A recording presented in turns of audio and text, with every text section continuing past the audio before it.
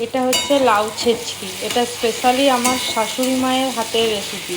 মানে মা এত ভালো বানায়, এত ভালো বানায় যে যে খাবে সে ছাড়তে পারবে না। মানে আমার তো মাছ মাংস ছাড়া মানে এই রেসিপিটা দিয়ে যদি আমাকে কেউ ভাত দিয়ে দেয় তো আমার তো মাছ মাংসও চাই না, এরকম একটা ব্যাপার। মা বলে যে এখানে নাকি কোনো মশলাই লাগে না, একটু ওই কালো জিরে ফোড়ন বা সর্ষে ফোড়ন, শুকনো লঙ্কা এসব দিয়ে একটু আদা, আর কখনো কখনো মা নারকেল গুঁড়ো এইসবও দেয়।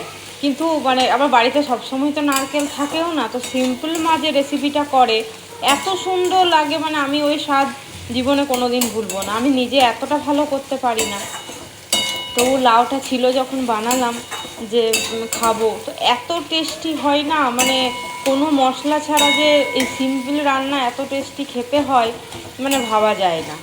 মানে এটা পুরোটাই আমার শাশুড়ি মায়ের হাতের রেসিপি। মায়ের কাছ থেকেই আমি শিখেছি, কিন্তু ওই রকম করতে পারি না। আমি যতবার বাড়ি যাই মাকে বলি ওটা করে দেওয়ার জন্য, আর মা আমার জন্য স্পেশালি লাউ কিনবে, এই ধরনের জিনিসগুলো, এই লাউ ছেচকিটা আমার জন্যই করে দেবে, কারণ আর বাড়িতে অত কেউ পছন্দ করে না, আমিই খেতে ভালোবাসি। তো মানে দারুণ দারুণ, মানে যত বেশি বলবো দারুণ তত কম বলা হবে, এতটাই টেস্টি।